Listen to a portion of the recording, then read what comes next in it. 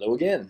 All right, we're going to continue talking about prejudice, and I want to make a really important point through an experiment we're going to talk about today. And that point is this. Yes, stereotypes play a role, and that whole notion of having a false impression of some, for example, race or gender or whatever, can make somebody act prejudicial. But there's a whole lot more to prejudice than just stereotypes. In fact, you can create prejudice essentially out of nothing. And that's what a really fascinating experiment from Sharif performed in the 1950s shows. So that's what we're going to talk about today. Let's get at it. All right, week 6, lecture 7. So I've entitled this Competition, Ignorance, Fear, and Prejudice. Boys, doesn't this sound like an uplifting lecture? I think it'll be a cool lecture. It makes a really, really interesting point. To start off, we have to talk about this distinction that psychologists often draw between what are called in-groups and out-groups. Now, it's a very general term. In this case, these guys would all be part of an in-group. They would be the Batman group, I guess. But he's not really part of this group. He's separate from this group. Now, you can imagine a group of Spider-Men too, and if there were a group of Spider-Men, then he would be in that group, and he would be in the in-group of Spider-Men, but for these guys, he would be part of their out-group. Okay, so really you can think of a group as people that share a religion, share a hobby, share a gender, share a choice of musical style, some musical style they like, whatever. But the claim is that other people who share that with you are part of your in-group, and people that don't are part of your out-group. Now, here's a really important part or thing that comes along, I guess, with in-groups and out-groups. If you just think about it. So let's imagine, for me, an in-group that I'm part of. I like to play guitar. So an in-group I'm part of is guitar players in bands, let's say. And so these are people I hang around with and get to know pretty well. As a result, it's exactly that point. I get to know them. I hang around them. I interact with them.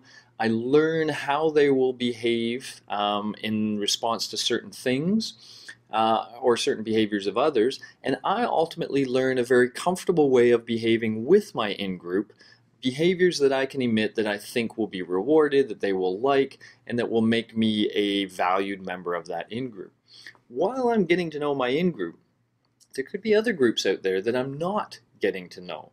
This is where the ignorance comes in. There could be a group of flute players that I don't hang around with. Let's do that. Classical musicians. So they tend to hang around with each other. I'm more of a rock kind of guy. I hang around with rock people. And so now if I suddenly find myself in a room full of classical musicians, I might feel uncomfortable. I might feel like I don't really know what these people talk about. And I don't really know how to behave in ways that might offend them or not offend them.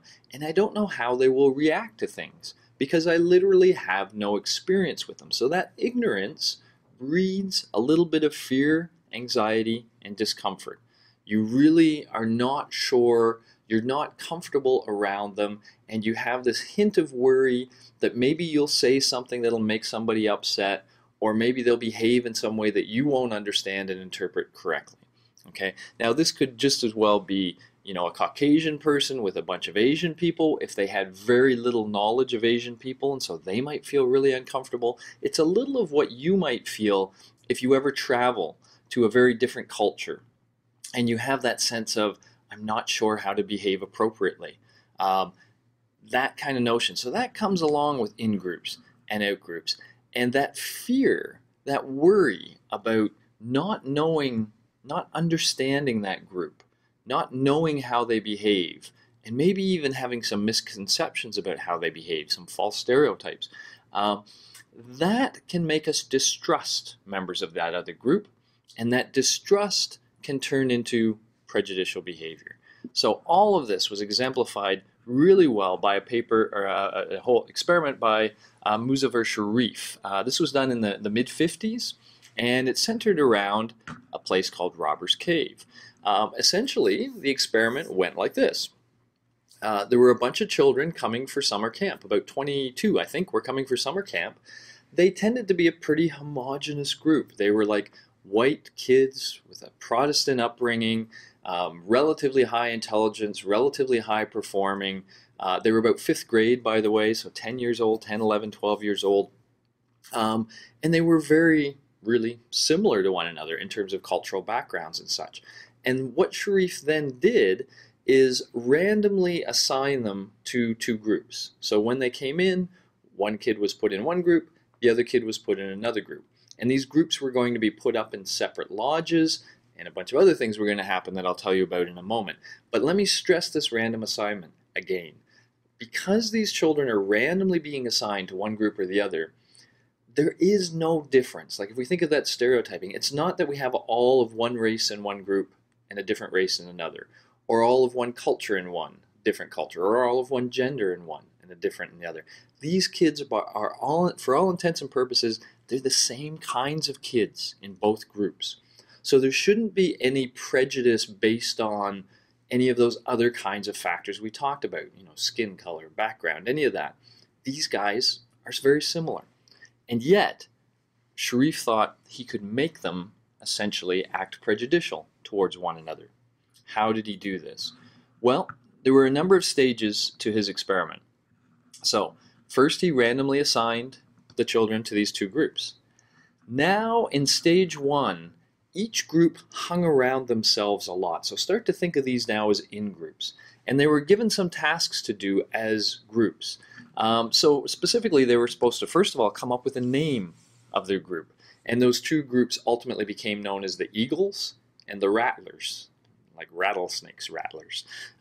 So that was, you may have heard every now and then in popular culture, you may hear people refer to the Eagles versus the Rattlers. And usually they're talking about this specific experiment when they're doing that. Each group created a flag, a sort of logo for their group, and they did a bunch of activities within their cabin. And the idea here was to form strong within group ties. So the kids got to know each other within their group, but they didn't get to know the other group. Okay, the groups were kept separate. So they end up with one group they get to know pretty well, and this other group. So let's say I'm an eagle. I get to know the eagles quite well. I get to know how to behave, everything I told you about before. I know what jokes they find funny and what jokes they don't find funny. And slowly I start just telling the right kinds of jokes, doing the right kinds of behavior. But there's this other group out there, and I'm not sure what they're doing. They're creating a name. They've created a flag. They're hanging out together. But I don't get to interact with them. And so I don't get to know them. Okay, so that's stage one. We're all set up. Now we hit stage two. Stage two involves competitions. So it's summer camp after all. But in this case, they didn't just go canoeing, for example. They would have a canoe race. Or they would have, the little races, or steal the flag kind of games, or, various competitions of that sort. And it was set up so that it was always the Eagles versus the Rattlers. Okay, so there would be an Eagles team in every competition, and there would be a Rattlers team in every competition. And they would be constantly pitted against one another. That's the competition. Okay, so we have this in-group, out-group dynamic we've set up. Now we've added in competition. That seems to be all it takes to produce prejudice. Okay, and that's evidenced by this graph here from the actual study. What we have here is basically an analysis of the comments that the children made about members of their own group or members of the other group, and whether those comments were unfavorable or favorable. Were they saying nice things or nasty things? And what you see is for the cross group, the out group here. So the dotted line means this is an eagle talking about a rattler, and this is a rattler talking about an eagle. But in both cases, you see when they're talking about the out group, they're using a lot of unfavorable terms, not very many favorable terms.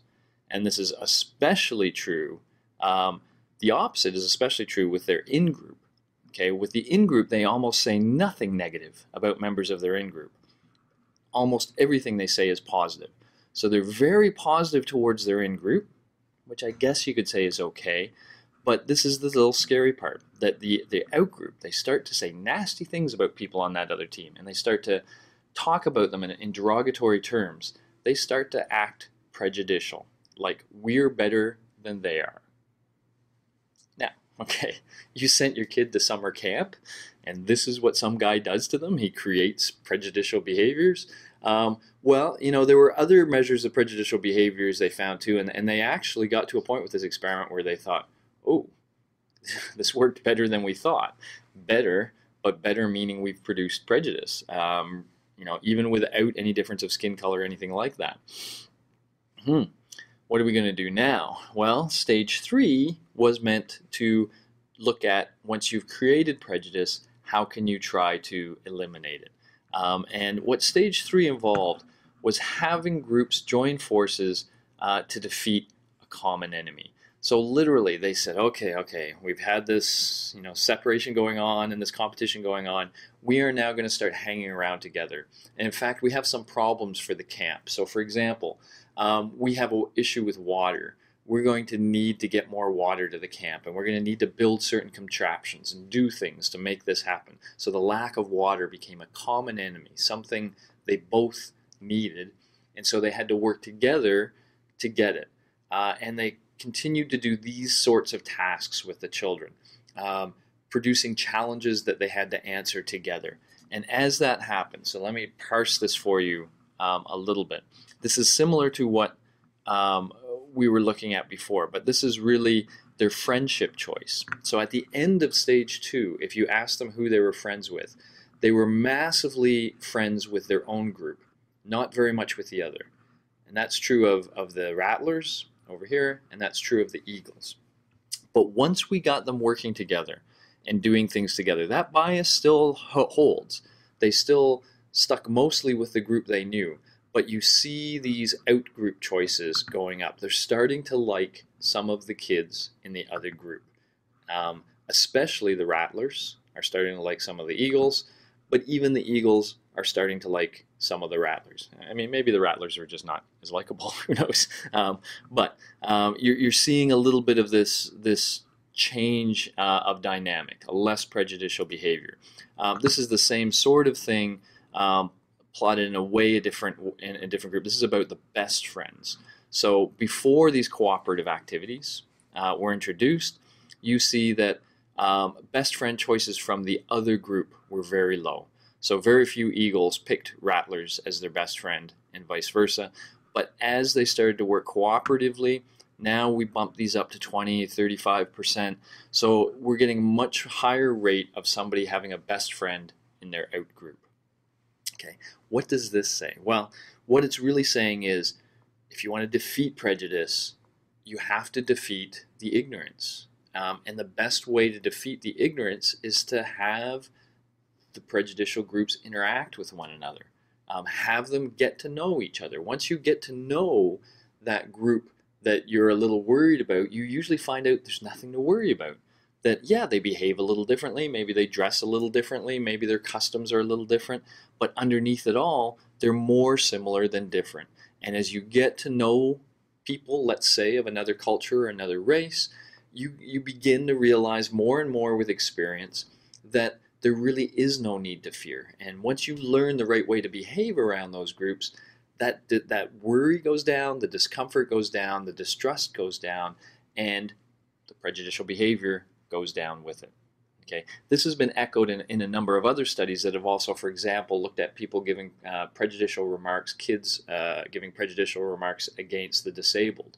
But if you ask them to work with a disabled student for a while, then the more they got to understand what it was like to be a disabled child, the less prejudicial they would act towards them. So education, experience, tends to be the best enemy of prejudice. Now, of course, it's not gone. As I understand it, when the kids left this camp, they still preferred their own group over the other one.